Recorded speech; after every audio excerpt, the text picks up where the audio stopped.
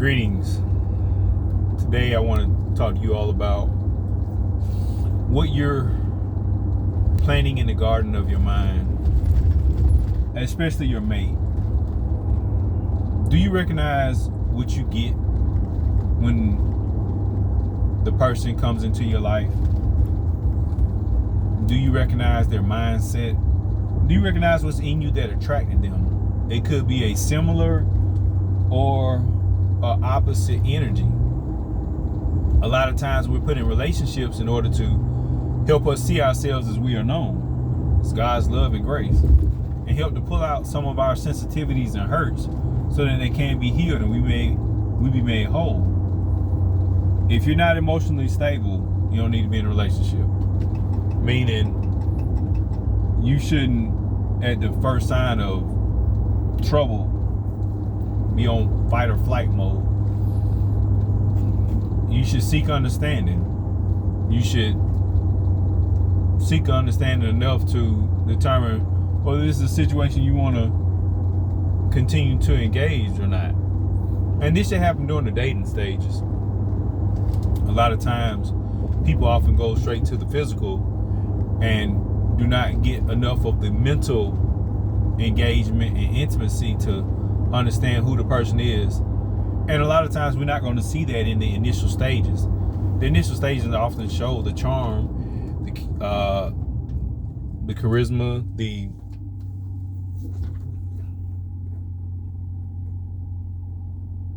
superficial level character, and that often the deep character that a true intimate relationship will show. For example,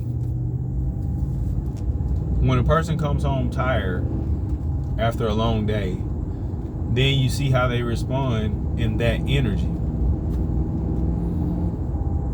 And that doesn't come oftentimes when dating. And sometimes it does, depending on how close you get before the certain levels of intimacy are passed. Anyway, moving forward, let's look at what are we sowing into each other's garden after we have made these commitments and engagements. Once you see that a person has certain sensitivities, a person has certain triggers, well, it is your opportunity to wash them with the water of the word, especially the women.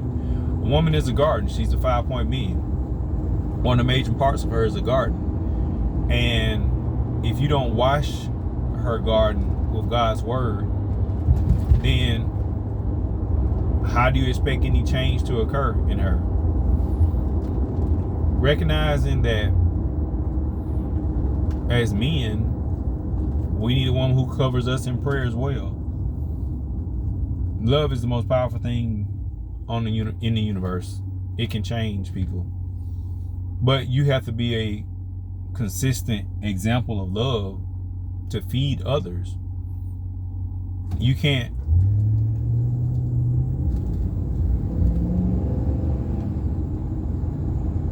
be a fair weather friend in a relationship. I notice how some people are only going to stick around when it's good. Who needs that in their life?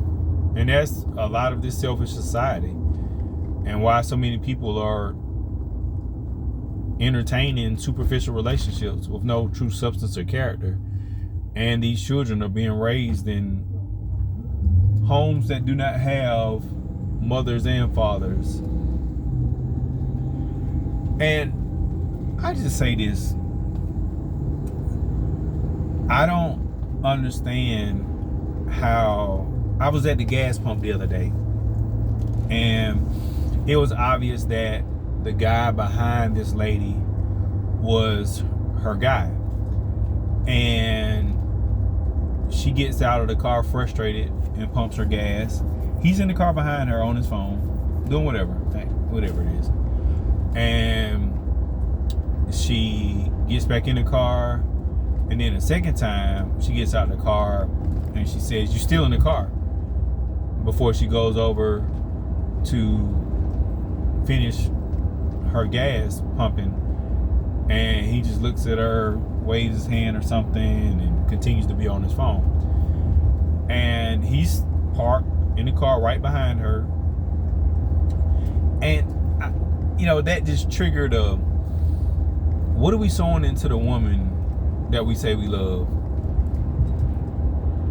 How do you stand by her? Like, do you just stand inside her and that's it? Throw money? Some people, that's all they want is money. This spirit of mammon is crazy. They just want things. But I just know that relationships are deeper than just things. Even though some people's love language is receiving of gifts. But true intimacy doesn't come when I can't honor you when speaking your love language. Obviously, she's saying, "Hey, I would like for you to pump my gas." What's the problem with that? If you're entertaining each other, what's the problem with taking out the trash when you see the trash can full? What's the problem with picking up something on the floor when it's right there in your way? I'm not saying you got to clean up your woman's house, and I'm not saying you got to clean up your man's house. But I'm saying that, like, if it's something just obviously right there that's easy to be done, I'm not asking you to do a home makeover or anything like that, but it's like, I'm going past the trash can on the way out the door. Or better yet, the trash cans are on the street and I'm pulling in. Why can't I just take the trash cans up? 10 seconds. For somebody who supports you.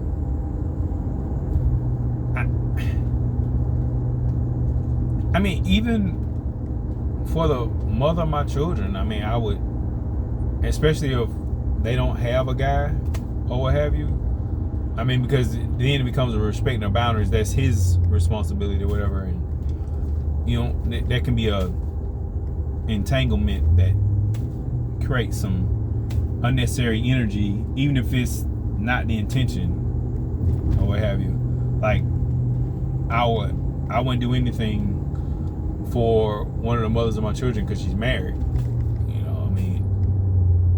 If she's on the side of the road and I'm happen to be right there, I'd probably offer assistance. But other than that, I'm not. No, that's your husband's responsibility. I'm not sowing into that garden of emotion that could trigger some ill feelings one way or the other. Respecting boundaries. That's what I'm trying to say. I respect that boundary of marriage. Hey, that's his thing. That's what you chose. That's what you chose. Whether he's responsible for it or not. But that's an area I'm not going to touch. But I look at some guys. I know some guys who don't have to pay any child support at all, and the mother's like, "Hey, just help me out with the kids," and it's just like, wow, certain things you just can't even do. Like, geez, dude, like, you got it made. But that's my perspective. Everybody got their own paradigm and way they see things, but some things I just don't want to understand. I don't want to understand how a person who doesn't have to pay child support won't help with his children, won't help with the homework, won't do basic things to help make it easier for the mother of his children. It just doesn't make sense. And I see a lot of guys, and I'm gonna say, ladies, y'all let them do it. You don't want to put them on child support because you want to control whatever, or you just, maybe that's just not your belief system or something. But it just amazes me how these guys just, I mean, you got two different extremes. You got women who put you on child support and run you to the ringer, and you got the other extreme that of women who just like, whatever, as long as I got control over the kids, I don't care. But I don't know. I don't get it. I don't get how, even if you're not, I mean, it's about the child. It's about the child's upbringing. If the child has a certain health concerns, you should honor those health concerns for the child's sake, not because of, you know, trying to get back at the mom or get back at the dad. Like, if the child wants to do certain extracurricular activities, let the child do certain extracurricular activities. Support the child in doing the extracurricular activities. Say grown folk conversation for grown folk time, not in front of the child, not in the audience, not in an environment where spectators are. We don't have to create world star videos for ratchet behavior or even uncomfortable behavior, making either parent uncomfortable. It just doesn't make sense, because the child feels that energy, and if allowed, some children may be bold enough to speak on it, but all I know is we have to do a better job as co-parents and parents of our children. And when I say co-parents, I mean if you're not married and living with the mother or father of your child. And I'm saying parent as both of y'all in the same household, because division is the split vision that causes confusion in the child, which loses in the end.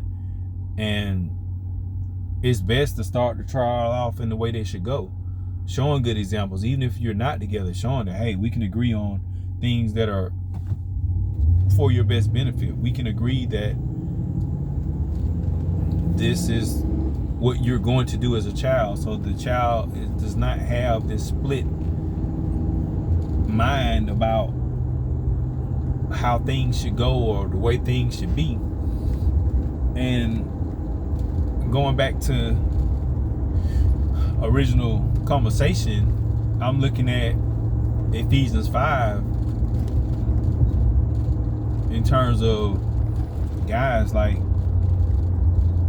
what are you washing? What stains are you washing that you made or other folks made in this woman with whom you're engaged? Whether you got a child by or you steadily entertaining her in a relationship. Sometimes just your actions help wash the stain to say, hey, I'm not that dude. I did what I promised you.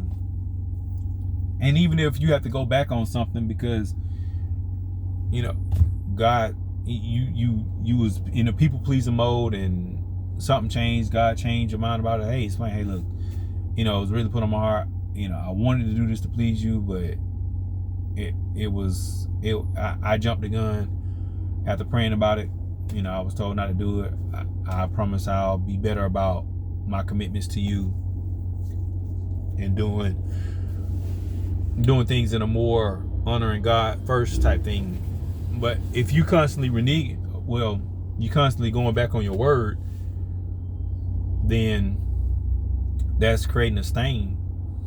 Because most women I know, my mama included, they hold you to what you said you was gonna do. Did what you said you was gonna do. Did what you promised. Did what you said. But you said you was gonna do this. I haven't met one ever. I mean, they might have been cool with it, but they just and especially if it ain't done in a certain period of time, it's like, yeah, really? Woo. Anyway, I'm gonna keep that story to myself. But moving on, what are you watering? What seeds are you watering? The hurt seed, the healing seed, what are you watering in the garden of the women that you entertain? Whether it's your mother, sister, daughter, girlfriend, fiance, wife, what seeds are you watering? I look at Ephesians 5. You got the first two that say, check this, wives, submit unto your husbands, respect him as you respect the church, or you respect Christ, you respect the Lord. You know, that's like the first two. Wives, submit unto your husbands. And the second one is honor him like you honor the church. And then it hits on men. Boom, boom, boom. It's like 5 different scriptures. Love your wives as Christ loved the church. Treat her as a twinkling symbol. Treat her delicately. No one hurts their own flesh but loves it. So you got to love your wives. I mean, it just goes in on the men. And yeah, we got more responsibility. Even though it's just like a lot of boys out here taking less responsibility. I mean, I even look at the responsibility of if you entertaining somebody who you know not your wife. It's like, what are you leaving for the next man? What if you treat this woman so great that it's hard for her to find another dude because she's just like, nobody's gonna treat me that great? What if you treating a woman so bad that it's like, it's hard for her to let her guard down with a good dude?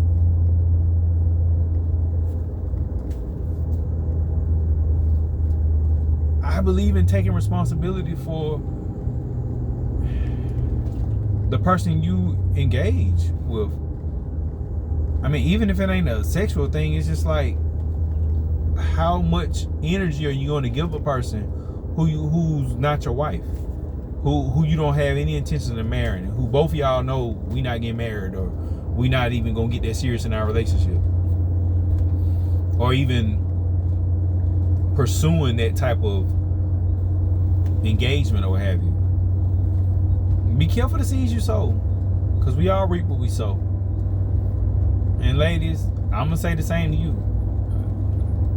Why mess up a good guy because you're trying to finesse and get the best out of him, but not give him the best from you?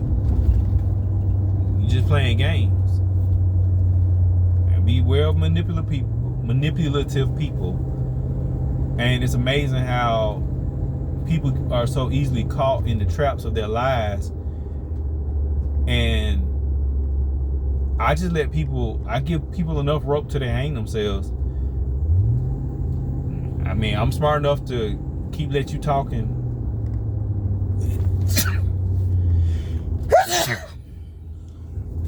But at the same time, I'm dumb enough, if I love you, I'm gonna support you. And I don't know if that's dumb, but yes, I'm saying that in the context of, if I love you and I know you trying to get over, I'm in a certain way let you know, I see you trying to get over, but I love you enough I can overlook that. And just know, all you gotta do is ask me, because I love you. So say the game for the lane and respect the love enough to say, hey, can you do this for me? I would like for you to have, I would like this. I'm probably gonna do it. And I'm saying that because most guys, if they love you, they just gonna do it anyway because they love you, or try, or meet you somewhere close to it. But the more you try and finesse people or deceive and manipulate, the more you say hate, and the more you communicate hate in the relationship. So y'all have a good one. Peace over relationships, and I pray better.